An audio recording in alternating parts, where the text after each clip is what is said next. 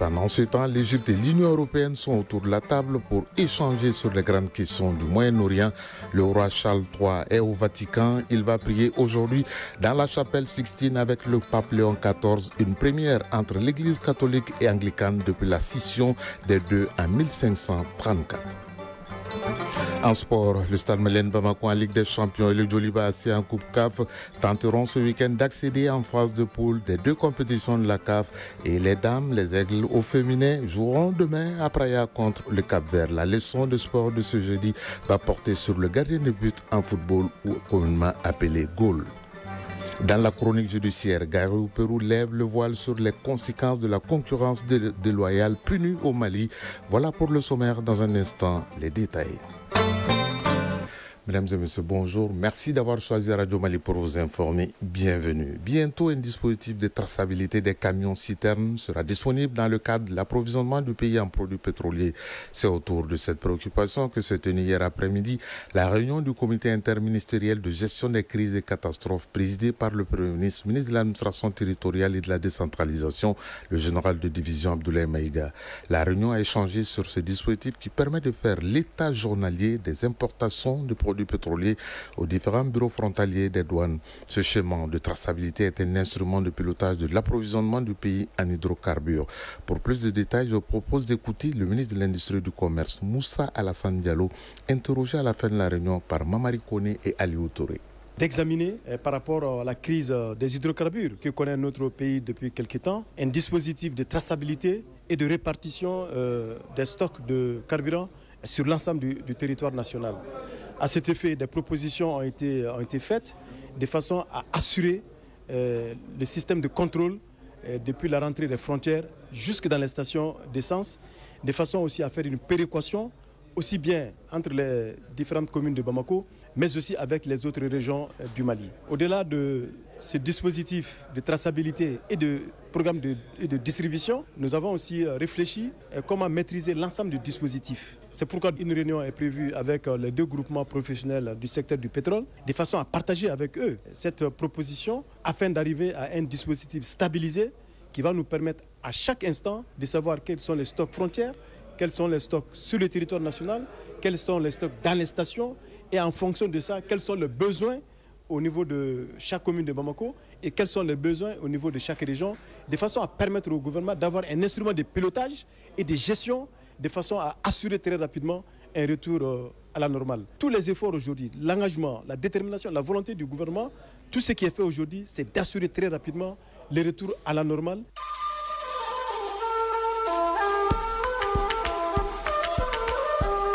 AES, actualité.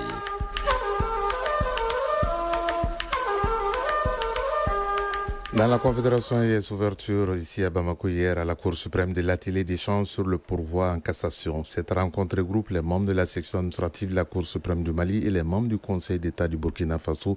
L'objectif de cet atelier, c'est d'actualiser les connaissances et développer les compétences des conseillers commissaires de la loi participant en pouvoir en cassation. Il s'agit de rendre l'architecture judiciaire plus efficace et performante entre les deux pays. Mamadou Fani. Les défis liés à la bonne gouvernance et à la transparence administrative nécessitent une coopération entre les institutions judiciaires du Mali et du Burkina Faso. À travers cet atelier, les deux pays entendent renforcer le partenariat entre la section administrative de la Cour suprême du Mali et le Conseil d'État du Burkina. Dr Fatouma Tera, président de la Cour suprême du Mali. Il ne s'agit pas seulement d'une rencontre technique. C'est un véritable moment de réflexion partagée, de mise en commun des expertises, d'harmonisation de nos pratiques en matière de droit public et administratif. Cet atelier d'échange est donc une opportunité unique de renforcer la compréhension mutuelle des missions de ces deux institutions, de discuter de leurs difficultés dans l'exercice quotidien de la justice administrative. Edilbert Somé, premier président du Conseil d'État du Burkina Faso. Ça fait quand même 25 ans que nous sommes dans l'expertise en tant que juge administratif.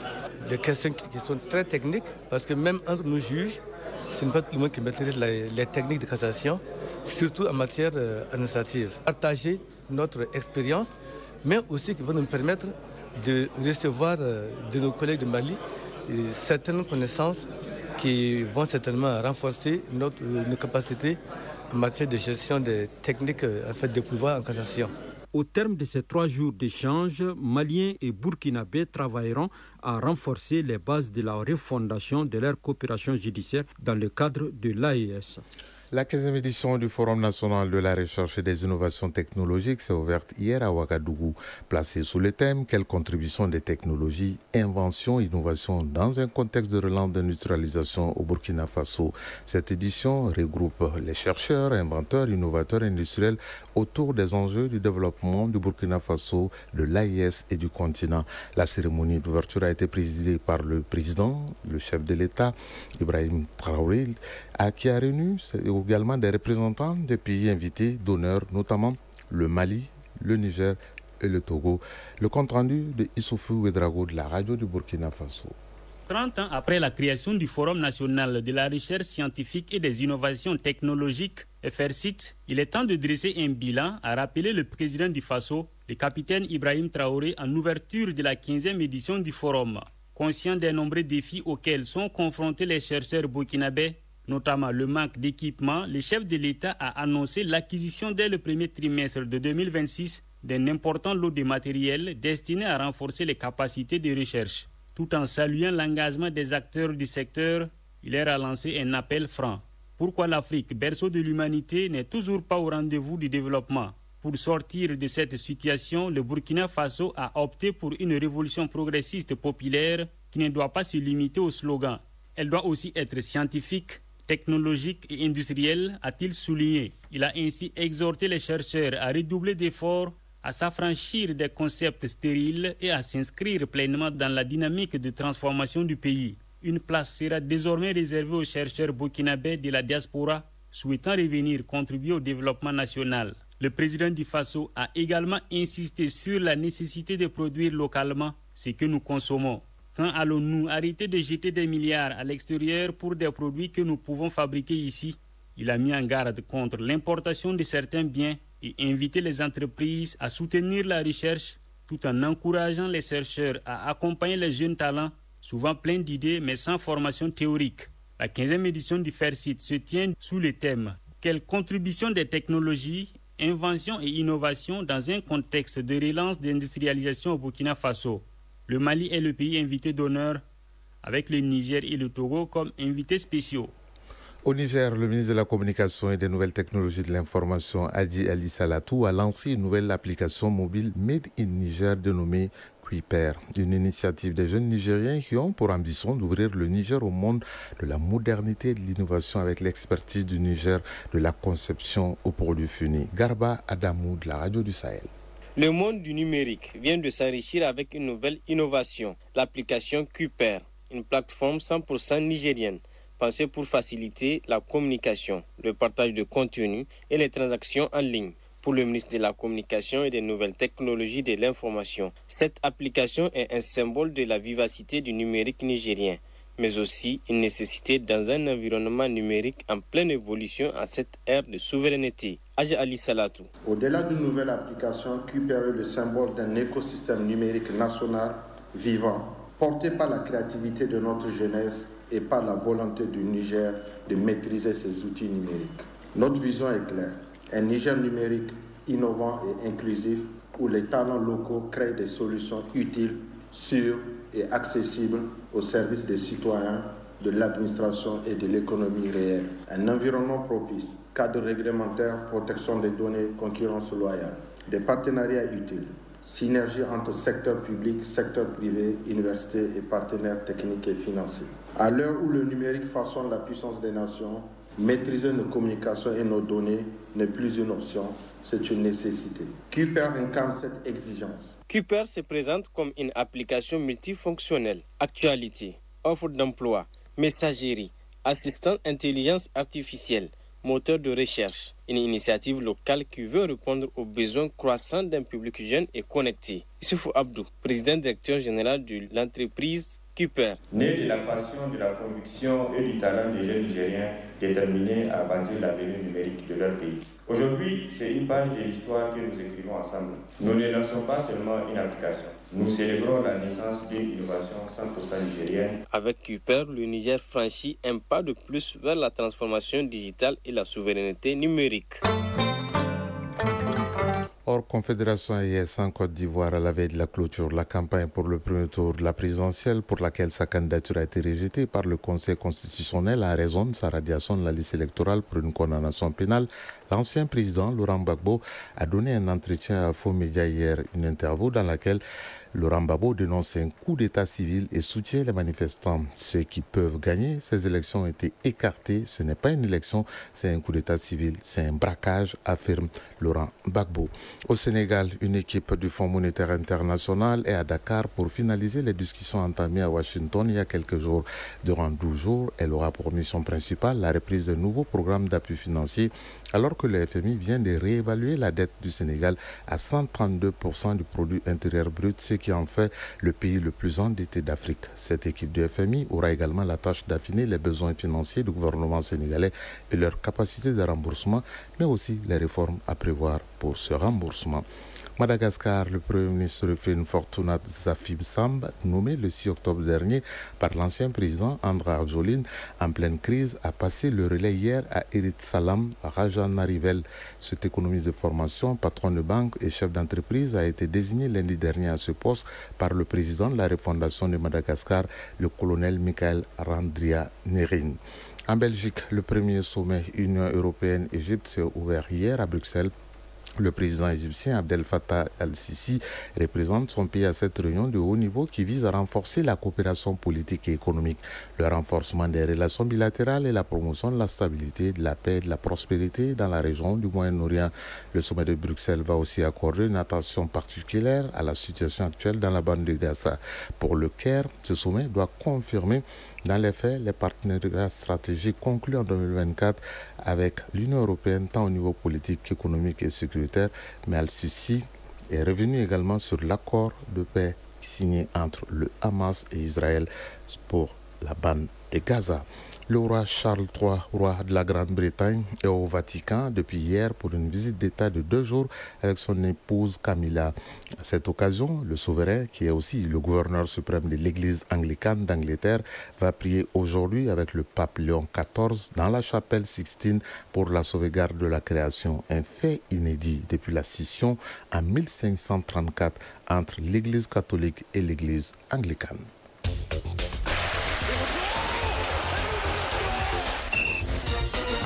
Place au sport dans ce journal ce jeudi. La leçon du sport va porter sur le gardien de but, communément appelé goal en football, en volleyball. Au plan national, la journée des enfants de la Fédération malienne, c'est ce samedi en taekwondo. Le championnat du monde 2025 s'ouvre demain avec des taekwondo-in maliens sur le tatami en Chine. Et en football, Ligue des champions d'Europe, la 3e journée des matchs de poule a pris fin hier soir sur le continent.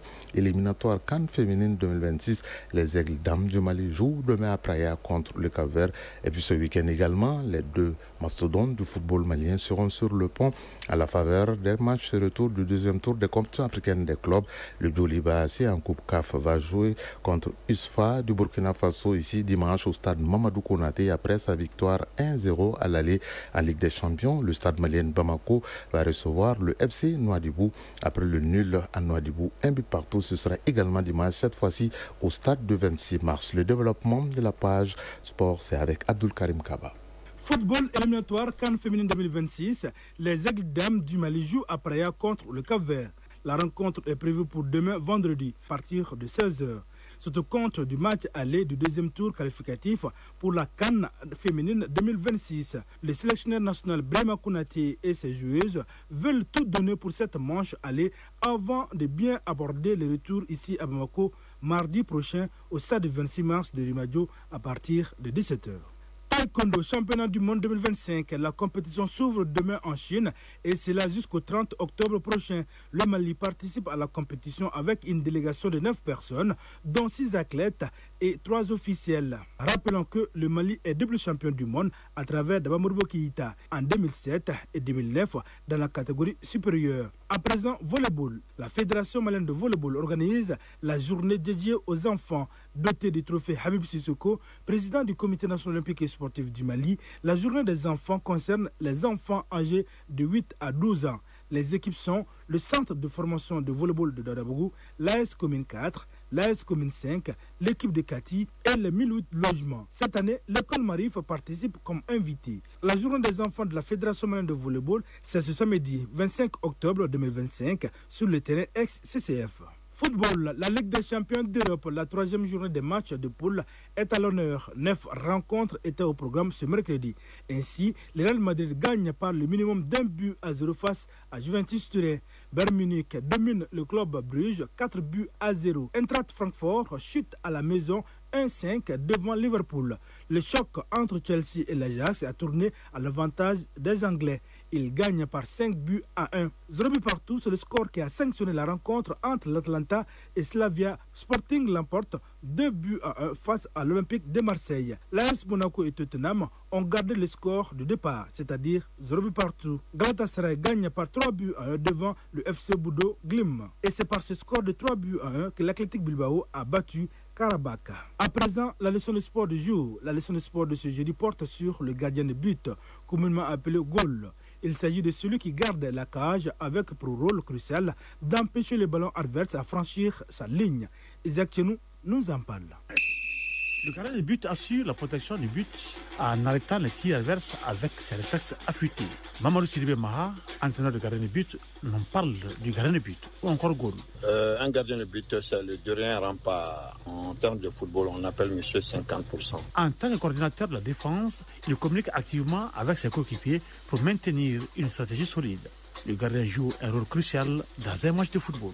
Le rôle du gardien de but, c'est comme le médiateur de l'équipe. Par exemple, c'est lui qui est derrière tout le monde, c'est lui qui commande la communication et tout. Dans une équipe, si tu n'as pas de bon gardien, il n'y a pas une bonne équipe. La plupart, maintenant, dans les championnats européens, mais que ce soit la Champions League, la Coupe du Monde et tout, chaque équipe qui a un bon gardien, cette équipe fait le résultat. Si tu n'as pas de bon gardien, tu ne fais pas de résultat. En termes, c'est comme une maison sans soubassement. Le soubassement du football, ça, c'est le gardien de but. Être gardien de but exige des compétences particulières et une maîtrise technique qui font toute la différence. Le comportement du gardien de but dans le football englobe une combinaison de compétences techniques, tactiques et mentales. Il doit être à la fois un athlète physique exceptionnel et un joueur intelligent. On reconnaît un gardien de but sur un terrain de football par son accoutrement et la couleur de son maillot qui diffère des autres. Chronique judiciaire. La concurrence est un principe fondamental de l'économie du marché. Toutefois, lorsque cette concurrence devient déloyale, elle nuit gravement à l'équilibre économique et social. Cette pratique est prévue et punie par la loi de février 2016 portant organisation de la concurrence. Voyons les conséquences de la concurrence déloyale en rediffusion dans la chronique judiciaire. C'est avec Gary Boupérou. Parasitisme, imitation des organisations ou dénigrement sont autant de types de concurrence déloyale. Ces pratiques trompeuses forcent les règles du jeu et portent atteinte aux acteurs respectueux du droit. Cancer économique, la concurrence déloyale ronge les bases du marché. Maître Mamadou Gaussou Diarra, avocat, ancien ministre. Le parasitisme, comme son nom l'indique, vous avez un produit qui est bien connu sur le marché, qui marche bien. Et vous voulez aller dans le même segment, sur le même marché pertinent. Vous voulez lancer votre produit. Au lieu de créer votre marque et de faire en sorte que par sa qualité, la marque s'impose, vous vous dites, M. Pérou, lui, il a déjà un produit du même genre qui marche bien. Donc, je vais essayer de me greffer à son produit et on rentre presque dans la contrefaçon.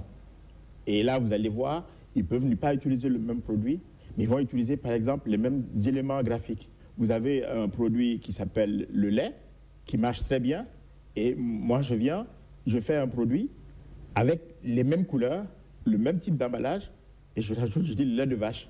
Et je viens, et les gens viennent, ah, c'est vrai, c'est une autre variante du lait. Parce que le lait, les gens ont vu la qualité et ils apprécient. Ensuite, vous avez parlé de la désorganisation. Ça, c'est quoi? C'est que parfois, je suis sur un segment où je produis le même type de produit que vous, donc on est concurrent sur le marché. Et je viens, je m'organise pour vous déstabiliser. Et comment? Je peux peut-être voir le syndicat de votre entreprise ou voir des personnes clés pour leur dire, bon, faites en sorte que, tel agent qui sont dans des postes clés, moi je vais les avoir dans mon entreprise. Je suis prêt à payer le double. Je les débauche et là je suis dans le débauchage abusif, certes, mais en plus de cela, je désorganise complètement de votre structure parce que les gens qui vous aident à produire du jour au lendemain, ils démissionnent, ils vont avoir vos secrets de fabrication et ils viennent chez moi. Le dénigrement. Pareil. En droit malien, la concurrence déloyale est régie par la loi de février 2016 portant organisation de la concurrence. L'article 24 de cette loi sanctionne les auteurs de la concurrence déloyale d'une amende comprise entre 1 million à 20 millions de francs CFA. Les sanctions sont spécifiques, mais il y a des formes de concurrence déloyale qui peuvent avoir une incrimination pénale. Par exemple, quand vous faites une contrefaçon d'un produit. La contrefaçon, on rentre dans la législation OAPI et là-dedans, il est bien possible de poursuivre la personne qui est en faute, le contrefaisant, comme on dit, soit au civil, devant un juge civil, soit au pénal en déposant une plainte devant le parquet. Tout fait quelconque de l'homme qui cause à autrui un dommage oblige celui par la faute duquel il est arrivé à le réparer. La justice rétablit l'équilibre de la concurrence. Quand on est victime d'une concurrence déloyale, il y a différents niveaux de saisine. Celui qui est le gendarme sur le terrain, c'est la DGCC, la Direction générale du commerce et de la concurrence. On peut dénoncer les faits, ils peuvent agir ou ne pas agir. Mais on a la possibilité de saisir la justice. Et cette saisine peut se faire soit devant le juge civil ou bien on peut également aussi, si ça a un caractère infractionnel, déposer une plainte au niveau du procureur. Maintenant, quand c'est dans un cadre macro où on parle en ce moment de pratiques anticoncurrentielles, en ce moment, c'est les institutions communautaires qu'il faut saisir. Dans un monde économique en constante mutation, la concurrence est un moteur de progrès à condition qu'elle soit loyale. Mais quand certains choisissent de tricher, ce sont des entreprises entières, des emplois et parfois des savoir-faire qui en payent les prix maximal. Attention à la concurrence déloyale. À 7h passées de 23 minutes à Dougouningoro, région de Ségou, c'est la fin de cette session d'information. La première de Radio Mali qui vous a été présentée par Ousmane Daou, mise en onde Mamadou Boubacar Diallo, mise en ligne Cheikh Abdoulaziz Koulibaly. Prochain rendez-vous avec l'actualité sur Radio Mali, c'est à 13h. Vous retrouverez le duo Brahma Traoré, Fatou Diaby. Mais d'ici là, gardez vos positions d'écoute dans un instant. Moussa Koulibaly sera là pour les avis et communiqués. Bonne suite de programme en compagnie de Radio Mali. Excellente journée à toutes et à tous. Chacun de nous ne peut être une étoile, mais tâchons de briller pour éclairer là où nous sommes. Tout le plaisir a été pour nous de vous servir. Au revoir et à très bientôt.